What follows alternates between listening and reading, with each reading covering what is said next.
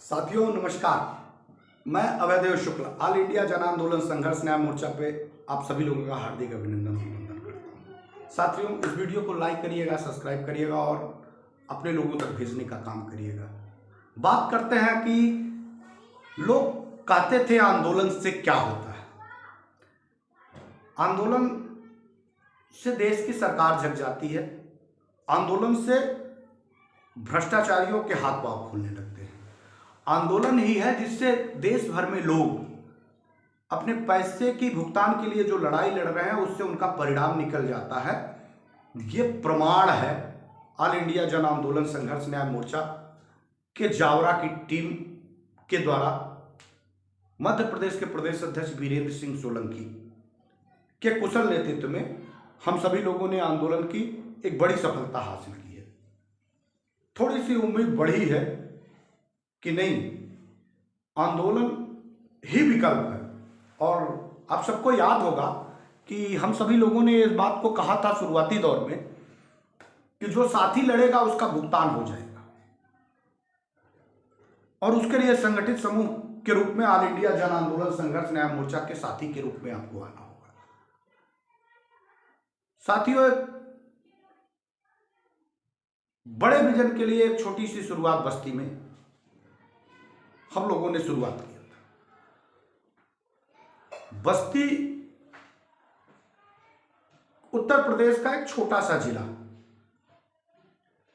वैसे तो वशिष्ठ की नगरी है बस्ती, भगवान राम का प्राकट्य स्थल है बस्ती। मखौड़ा धाम भगवान राम ने यहां से इस धरती से अवतरित होकर अयोध्या में राजा राम और उसके बाद भगवान मर्यादा पुरुषोत्तम राम कहलाए। भगवान मर्यादा पुरुषोत्तम राम संघर्ष के प्रतीक, सत्य के प्रतीक, मर्यादा के प्रतीक। जब त्रेता युग में अत्याचार की पराकाष्ठा हुई, रावण का दंभी अभिमान देश में मानवता को खा रहा था, संस्कृति का नाश कर रहा था, अत्याचार की पराकाष्ठा हो गई थी, तो भगवान राम ने त्रेता युग में अवतार मानव शरीर में लिया और दशरथ को पुत्र प्राप्ति नहीं थी, इस नाते गुरु वशिष्ठ के आदेश पे उन्होंने मखौड़ा धाम को चुना और मखौड़ा धाम में जहां गुरु वशिष्ठ रहते थे, वशिष्ठ नगर यानी बस्ती, वहां पे यज्ञ के रूप में, हव्य के रूप में जो प्रसाद ग्रहण किया गया, उससे भगवान राम का प्राकट्य हुआ और भगवान राम ने इस दुनिया को मानवता और संस्कृति और सभ्यता की रक्षा के लिए मानवीय जीवन में अवतार लिया और दुराचारी, अहंकारी रावण को वध करने के लिए बक्कल वस्त्र धारण करके वनवासी रूप में रावण की सोने की लंका का सर्वनाश किया और रावण का भी वध कर दिया।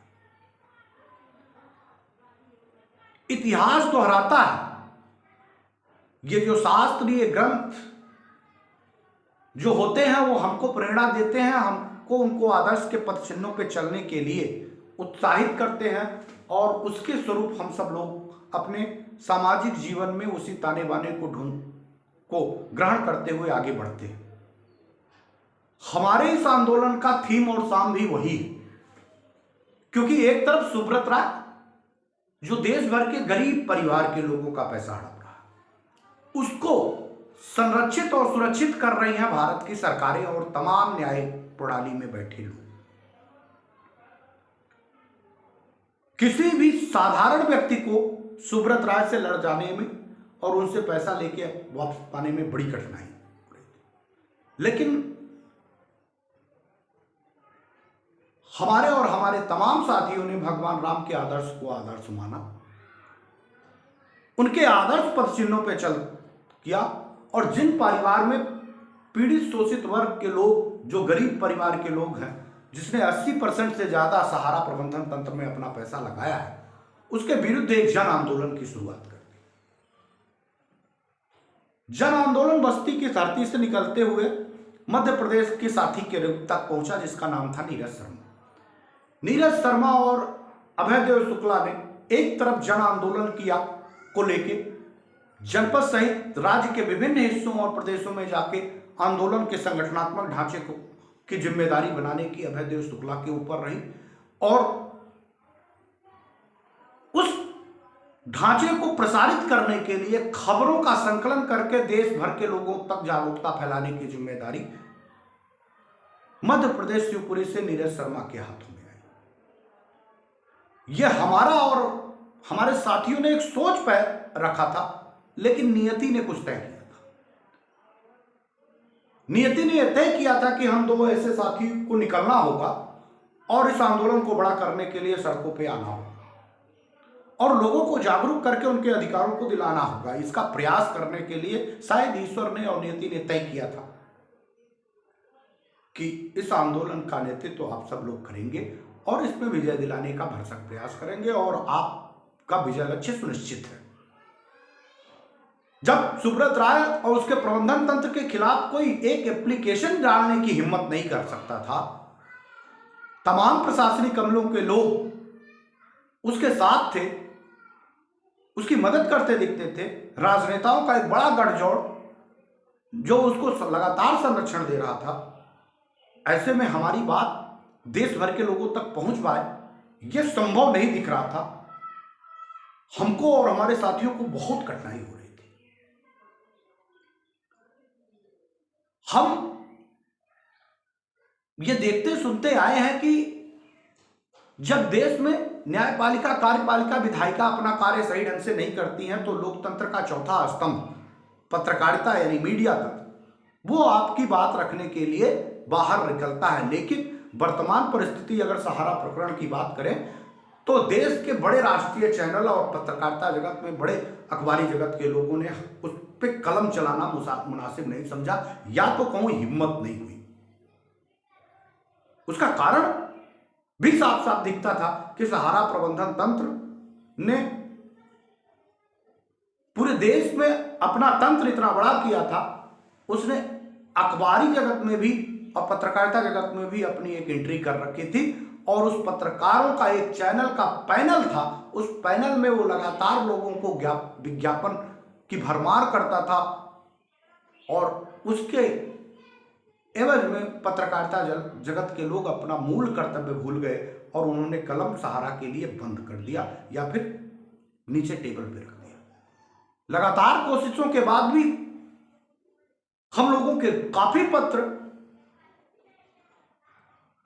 विभिन्न अखबारी कार्यालय और चैनल मीडिया के पास गए, लेकिन सबने हाथ खड़े कर दिए। किसी ने प्रत्यक्ष रूप में, किसी ने अप्रत्यक्ष रूप में, कोई साथी के रूप में काम करना स्वीकार नहीं किया।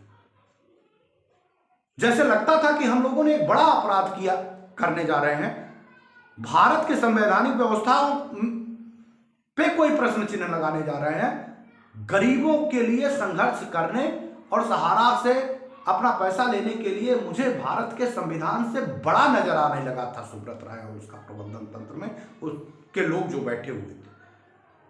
बड़ी दुविधाजनक स्थिति थी, लेकिन हिम्मते मर्दा मददे खुदा। मैंने पहले भी कहा कि इस आंदोलन को बड़ा करने में ईश्वर की एक प्रेरणा है जो लगातार हमारे लोगों की मदद करती आ रही। एक एक करके, दो दो करके, चार चार करके हमारे साथी इस आंदोलन को बड़ा करने के लिए निकले। उत्तर प्रदेश, बिहार, छत्तीसगढ़, मध्य प्रदेश, राजस्थान, आसाम, बंगाल, उड़ीसा, तमाम जगहों पे छुटपुट आंदोलन को हम लोगों ने शुरू किया। लेकिन आधुनिक युग में सोशल साइट में एक सहारा मिला जो फेसबुक, व्हाट्सएप विभिन्न ग्रुप ऐसे थे जिस ग्रुपों के माध्यम से हम लोगों ने इस आंदोलन को बड़ा करने के लिए अपना प्रयास शुरू किया और उस प्रयास में हमको सफलता मिलती गई। हम लोगों ने छोटे छोटे सोशल साइटों का सहारा लिया और यूट्यूब चैनल के रूप में नीरज शर्मा निवेशक मोर्चा के नाम पे संगठन यूट्यूब चैनल बनाए और उस चैनल के माध्यम से भी हम लोगों ने अपनी बात रखना शुरू किया। फिर तमाम चैनलों का क्रिएशन हम लोगों ने कराया और इस आंदोलन को बढ़ते बढ़ते दिल्ली जंतर मंतर की तरफ लेके गए। तब भी हम जो चाहते थे हमारी वो सफलता के अनुरूप हमारी टीम हमारे साथी के रूप में काम नहीं कर पा रहे थे, क्योंकि हम चाहते थे कि इस देश में वर्ग संघर्ष ना होने पाए, सहारा के पीड़ित जमाकर्ता और कार्यकर्ता आपस में लड़ने ना पाए, क्योंकि सहारा के जमाकर्ताओं ने कार्यकर्ताओं को पैसा दिया था और पहला प्रश्नवाचक चिन्ह के रूप में वो कार्यकर्ताओं के ऊपर में लगाते थे। और मुझे इस तरह से संवैधानिक रूप से भी मैं मानता हूं, ये जानता हूं, आप सभी लोगों को ये बात जाननी चाहिए कि जितना दोषी सुब्रत राय है संवैधानिक रूप से उतना ही दोषी कार्यकर्ता भी है। ये कार्यकर्ता गले के नीचे स्वीकार नहीं कर पा रहा है और ना करने की कोशिश कर रहा था। इस नाते हम लोगों को इस बात को आगे बढ़ाने के लिए उनके बीच में जाके इनसे बात करना था और उनको इस मंच से जोड़ना भी था। हम लोग लगातार वो प्रयास भी कर रहे थे और आज भी लगातार वो निरंतर प्रयास कर रहे हैं। हम ये जानते थे कि हम जिससे लड़ाई लड़ रहे हैं हमारे पास 140 करोड़ में से 140 करोड़ साथियों में से हमारे साथियों की जो स्थिति है, हम 13 करोड़ इन्वेस्टर खोज नहीं पाएंगे या खोजने में हमको परेशानी भी होगी। हम कार्यकर्ताओं को सच बात बताने के लिए आगे बढ़ के ये बात कहने की कोशिश कराएंगे कि नहीं, आपको निकलना होगा और अपने अधिकारों को लड़ने के लिए आप अपनी बात को रखना ही होगा और आंदोलन को बड़ा करना ही होगा। अब वो स्थिति बन गई कि जिस स्थिति के नाते हम लोग इस आंदोलन को गति नहीं दे पा रहे थे, लेकिन बहुत अच्छी तरीके से हमारे देश भर के कार्यकर्ताओं ने और जमाकर्ताओं ने इस आंदोलन को हैंडल किया और आज जो कुछ परिणाम हमारे पास दिखाई दे रहा है वो परिणाम, हमने जो लड़ाई लड़ी 3000 से ज्यादा FIR लॉन्च कराए, कई डायरेक्टर और कई मैनेजरों की गिरफ्तारियां कराई, बहुत सारी ऑफिसें अपने आप डर के मारे छोड़ के भाग गए, सहारा की NI बंद हुई। जिस बात को कह के सहारा सुब्रत राय प्रबंधन तंत्र लोगों को यह बलगरा रहा था कि हमारी सहारा सेवी में केस है, उसका सुप्रीम कोर्ट में डेट नहीं आ पा रही थी। हमारे आंदोलन ने पूरी तेजी के साथ, ताकत के साथ इस आंदोलन को बड़ा किया, जिससे सुप्रीम कोर्ट ने भी संज्ञान में लिया और उनकी सहारा सेवी का भी केस खुल गया, डेट लगनी शुरू हो गई। लेकिन हम सब जानते हैं कि इस सहारा सेवी प्रकरण से हमारे साथियों का कोई भला नहीं होने वाला है, क्योंकि वो प्रोपोगंडा, वो एक बड़ी इंटरनल साजिश है जिसके तहत देश भर के निवेशकों का पैसा कूटरचित साजिश करके हड़पा जाए। मैंने इसको बार बार लोगों को समझाने का प्रयास किया। अगली वीडियो में कहीं हम समझाएंगे भी और बताएंगे भी, फिर अगली बार बताएंगे। लेकिन आपको इस विषय पे हम ले आना चाहते हैं कि हम सभी लोगों ने जो आंदोलन को गति दिया उसका एक नतीजा निकल के आया कि देश भर में इनकी सभी NI बंद हो गई। लेन देन जो करते थे उस पर, जो गलत तरीके से सादे पन्ने पे लोगों से पैसे वसूलते थे, इस पे भी उनका बैन कर दिया जाए। यहाँ तक कि अभी कुछ दिन पहले ही उनकी 9 कोऑपरेटिव सोसाइटी का लाइसेंस रद्द कर दिया गया, उसमें कोई लेन देन नहीं कर सकते।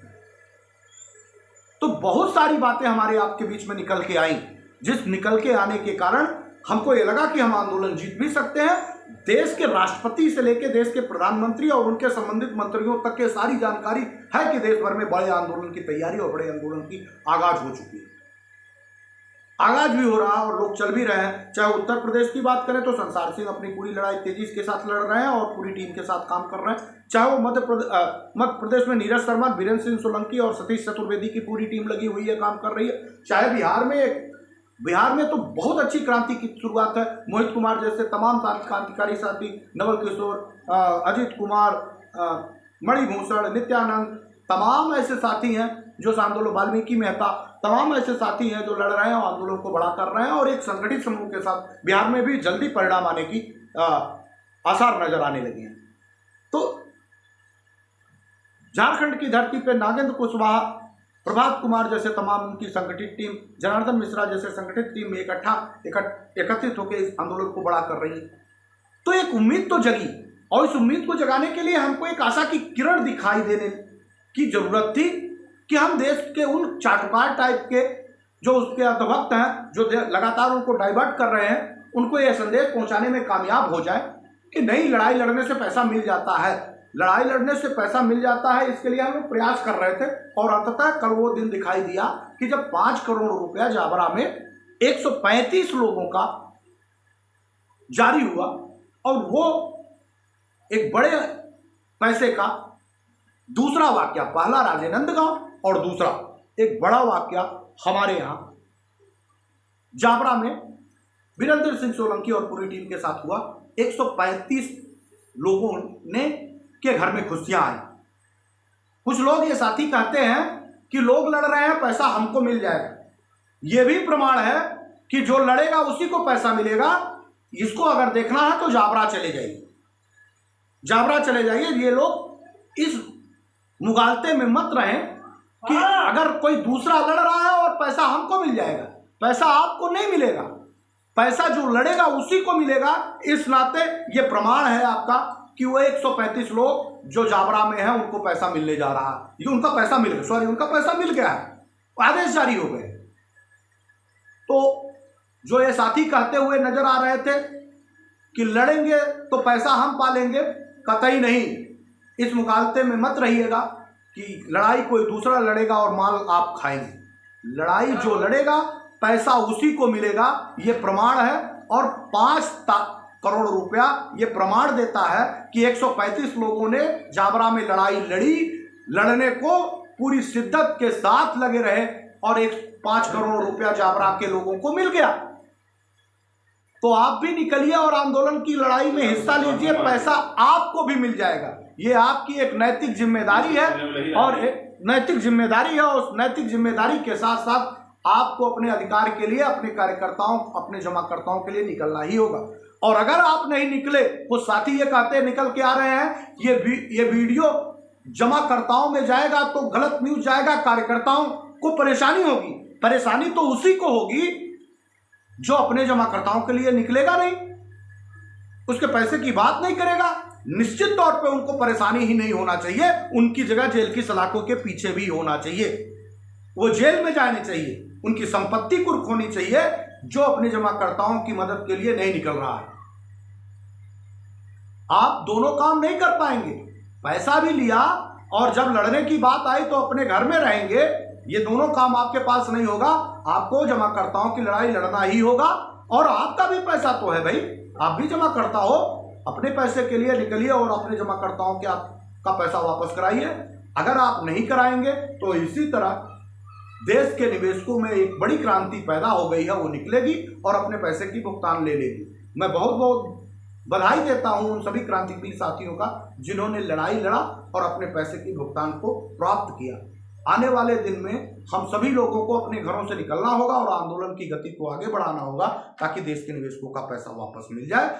और जैसे जावरा में संगठित समूह ने 5 करोड़ रुपया पाया है, ऐसे प्रत्येक जनपद के लोग संगठित समूह के साथ सिविल सूट दाखिल करें, FIR लॉन्च कराएं, संगठित होकर प्रशासन के ऊपर दबाव बनाएं ताकि उस समस्त जिलों के का भी पैसा वापस मिल जाए।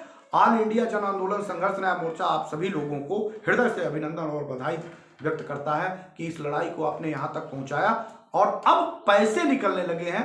और इस पैसे के लिए एम्बार्गो जैसा जो चिड़िया थी वो हवा हो गई है। अब जो जेल में भेज देगा अधिकारियों को, जो जेल की सलाखों के पीछे भेज देगा डायरेक्टरों को, जो जेल की सलाखों के पीछे भेज देगा मैनेजरों को, पैसा उन्हीं को मिलेगा। बहुत बहुत आभार, धन्यवाद। जय हिंद, जय भारत, वंदे मातरम।